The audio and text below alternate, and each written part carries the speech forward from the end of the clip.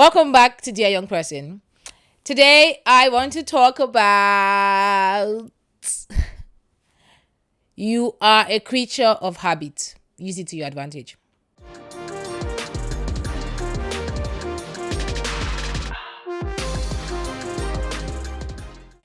There's something that I noticed a couple of years back. I noticed that whenever I would go outside, maybe for a conference or go somewhere, maybe church, or just go to a place that I would have to go to more than once. Let's say a conference that's like 3 days.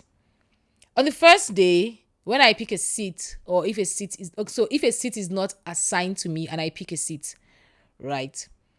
And then I have to use the bathroom. There are so many stalls, I just pick one stall. The next day, I will want to sit in the same seat I sat in the last day. And I want to use the same bathroom, the same stall I used the day before. And it taught me something about habits.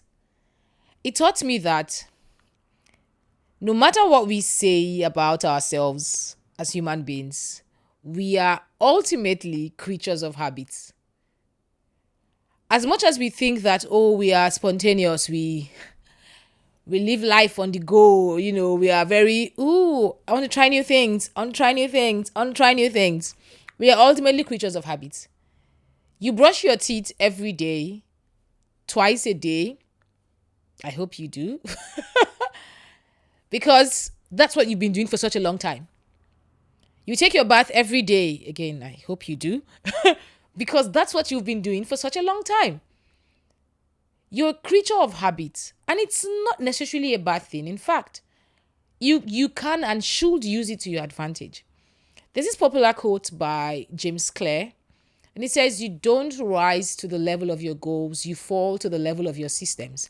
And what this means is you can set the loftiest goals. Your goals for the year 2026, they can be so grand that people will be like, you can dream big, wow. That's a lofty dream. The fact that you have set it doesn't necessarily mean that you will accomplish it if you don't have systems to support you getting to that goal. So you can say, this year, I am going to read 12 books. I'm going to read one book for every month in the year. So what this means is every month in the year, you will pick up one book and you read it and you finish it. You can have that kind of goal. But if you don't set up a system that allows you read, even if it's one chapter every day or one chapter every 3 days or 2 to 5 chapters a day if it's a bulky book, you're not going to make it. You won't read one book a month. You won't read 12 books a year. And this is part of the reasons why there's that popular goal setting template, setting SMART goals, specific, measurable. What's E for? I can't remember. I know R is realistic and T is time bound. But it's important that you recognize that you are such a creature of habit that if you set your systems in such a way that it becomes a habit to you, it will be easier for you to accomplish them. So if you say that you want to read 12 books a month, that's still possible. I mean, it's just 12 books. 12 books a year. And you're like, okay, I'm going to read this particular book in this month, this one next month, this one the next month. That is one part of it that you've set. And the other part is that every day for 20 minutes or every Monday, Wednesday, Friday for 30 minutes each, I will read this book. I will block out 30 minutes each Monday, each Wednesday, each Friday to read this book. And I will do that consistently every week till I finish this book. That is you tying that goal that you've set into a system that works for you. Maybe it's 30 minutes of your lunch break that goes into reading these books. And when you do that the first week, you do that the next week, you realize that it has become a part of your habitual work. That if you go a Monday without reading for 30 minutes, it starts to feel like something is wrong. Like it's like when you've not brushed your teeth and you're like, I know something is wrong. Something is just off today. And then you smell your breath and you realize, oh, it's me. I'm the one that's off. But anyway, the point is there are so many habits that you have. There's this popular, I can't remember who said it, but something around how it takes 21 days to build a habit. That if you want to replace a habit, it takes 21 days to do it. And you don't replace habits in a vacuum. You replace a bad habit with a good one. So that same time that you typically use to dedicate to a bad habit, just replace it with a good one. Let's say, for instance, that 30 minutes that you want to use to read a book, you typically use it to doom scroll and just keep going on IG. When you decide to take back that time and focus on the books that you said you will read, you will realize that at the end of month 1, wow, you've read 1 book. You've read 2 books. You've read 3 books. And before you know it, end of the year, maybe you've read 7 books or 8 or 9. But guess what? It's still better than the 0 that you read last year. So, still progress. It's important that you know that habits are like a cheat code for success. Because it is what you do consistently every day, every time, that directly feeds into how successful you will be in life. It's just the same way. If you eat junk every day of your life, okay, let's not even say every day of your life because you will not survive. You will die quickly. But let's say you eat junk every 3 days in a week. You're not working out. You're not doing any sort of physical activity. Even if you're working out, you eat junk every week. You're eating junk for at least 3 days. You cannot just wake up one day and be like, wow, I'm fat. Why am I fat? What happened? Because you know it's all the junk that you were eating. You know you were not eating properly. You weren't eating what's right. You weren't eating things that will keep you full long enough. You weren't eating actual food. You were eating things that were high in sugar. And you know that's pretty much how junk works. You need a sugar boost, and then it comes down and you're hungry again and you just keep eating other things and just keep eating other things. So you can't be surprised if you wake up one day and you are fat. You can't be asking, where did this come from? How did this happen? You did it to yourself. And you did it so consistently that it bore results. It bore fruit. As evidenced by the fat on your body. It's the same way when you say, oh, you want to start going to the gym, right? And when you sit down to think of it, you're like, God, it's so stressful. Working out is so stressful. I have to do 1 hour every day. But the thing is, you don't. And I think this is something that a lot of people either don't realize or tend to just gloss over. If you live your life with a little bit of a Kaizen principle, right? And you say to yourself, all I have to do is be 1% better every day. Just say to yourself, all I have to do is to be 1% better every day. So today, I want to be 1% better than I was yesterday. If you walk with that mindset, if you move with that mindset, you realize that what you're doing today, it doesn't seem like it's such a crazy change. But when you look at it cumulatively and you look at it in like 6 months down the line, you will notice that you have made incremental change to the point where it was now like a big change. The same way you eating junk today, it didn't really seem like a big deal. Next 2 days, not really a big deal. Next 5 days, not really a big deal. But 3 months later, you're no longer a size 6. You're a size 8. You're no longer a size 8. You're a size 12. And you're like, your favorite jeans is no longer your size. Your favorite shirt is too tight. Now you have to be packing your things to donate it to the charity shop. You did not notice when it was happening because every day you were getting 1% better at eating junk. And that is the same mindset that helps you win in life. I just need to get 1% better today. I just need to do one little thing to move the needle today. That's all you have to do. Sometimes when we think about changing our habits, we think it has to be one drastic change. And I'm here to tell you, that's not always sustainable. Discipline doesn't happen overnight. It happens in showing up with the mindset to be 1% better. That if I say I'm going to be waking up by 5 o'clock every morning to pray for 30 minutes, and then by 5:30 I'm going to the gym, I will do it every day. And one of the ways that I will do it is to ensure that waking up at 5 o'clock means that if I want to get my 8 hours of sleep, I should probably be sleeping by 9.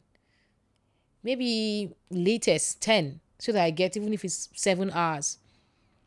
My math may be bad, but you get the point. It also means that you see every day as a new slate. So instead of thinking, but yesterday I went to the gym, yesterday I prayed, I don't want to pray today. You're thinking, new day. What can I do to be 1% better? I don't have to be 10% better. I don't have to be 20% better. Oh, God, I'm so lazy. I just want to be 1% better. And if you just do that every day consistently, you will realize that in 1 month, you have become 10% better than you were the month before. So discipline is not necessarily seen in the lofty goals because, again, you don't rise to the level of your goals. You will always fall to the level of your systems. What structures have you set in place? How are you showing up? How are you even thinking about it? Which is where the 1% better principle comes in. How are you thinking about it? Are you thinking of it as, it requires me to be 20% better. That's a lot. Or are you thinking of it like, it's a new day. All I have to do is 1% better than I did yesterday, and I'll be fine. So set structures. You're a creature of habits. Build those systems around the existing structures you have. You don't have to set up a completely new and alien structure that you will struggle with. You can't have consistency that way. You build consistency by tying your other things to those things you already do. Like I said, you already brush your teeth every day. You probably already read your Bible, I hope, and pray every day. You probably already watch movies every day. You probably go to work at least every weekday. There are people that come to me and they're like, I want to be consistent with this and that. And I'm like, okay, when do you think is the best time for you to incorporate things into your day? Do you think that weekends are better for you or are weekdays better? Because for me, I've realized that weekdays are the best for me in terms of structure because I have a to-do list. It's a work day. I have a list of things I have to do every day on my to-do list, and not just work stuff. Because I'm awake before work starts. I'm awake like at least 3 hours before work starts. So I have pray on my to-do list. I have read my Bible on my to-do list. I have listen to a sermon on my to-do list. I have things like read a chapter of this book on my to-do list. Because I've learned that this works for me. Having it written out, it works for me. So when I say I want to read a book every day, or read a book in a month, or I want to pray every day, I have incorporated it into my daily life, into the daily regimen I have that is pretty much straightforward. At this point, it's part of my day. I will do it because it's part of my day. And that is how building systems work. It's not that you know that your productive hours are maybe 9 to 6 p.m. or maybe 8 a.m. to 6 p.m. You're going to say, by 7, I'm going to read this book. You and I know. You and I know that by 7, you don't have any energy to read any book. You know that by 7, you're like, today drained me. What a day. I just went to Netflix and chill. You know yourself. It's important. See, even if you lie to every other person in your life, don't lie to yourself. Don't do it. Don't lie to yourself. So that's how building systems work. That's how you build consistency. That's how you build structure. You tie it into your day. You tie it into things you already do. You are a creature of habit. So if you want to change, if you want to become better, those things that you want to change, just bring them into your existing regimen and replace the bad habits with good ones. That's it. That's my simple hack. That is what is working for me, because last year I said that I was going to read 12 books, 12 physical books in the year, and 12 ebooks from my book club. That's the book club I'm in. And I could only read 7 physical books a year, but I read over 40 ebooks. And even though I felt bad that I didn't meet my 12 books a year, when I looked at it in comparison with my 2023, where I did not set any goal to read any books, I did not read any physical book that year, I was like, you know what? You have tried. And the reason why I was even able to read the 7 books was because I put reading a book or reading a chapter of this book as part of my to-do list. So I knew that today I have to open this book. I have to read. I have to force myself to read it, because I have set time for it. I've put it as part of my day. Sometimes I read my book on the train going to work. Sometimes on the train coming back. Sometimes during my lunch break at home. So I'm like, oh, it's lunch break time. Okay, I open my book. Let me read. I've eaten, now I have energy. Let me read. Because I wasn't necessarily reading very interesting books in the sense of, oh, it's a story. No, it was non-fiction. Not one of those books was a story book. In fact, the only stories that I read were in my book club. These books were serious books. Apologetics, career, feminism. I was just like, why did I do this to myself? But it was worth it at the end of the day, because the knowledge that I've gained, very helpful. Very, very helpful. So yes, if you want to build consistency, it's important that you recognize the fact that you're a creature of habit and you use it to your advantage.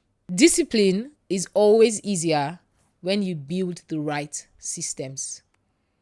Your habits, those habits that you have right now, they are voting for your future. So if you don't replace bad habits with good habits, whatever you see in the future is what you planted. You cannot harvest what you did not plant. You cannot reap where you did not sow. You are a creature of habit. Use that knowledge to your advantage. I'm rooting for you, and I hope to see you again next time. I hope this was helpful.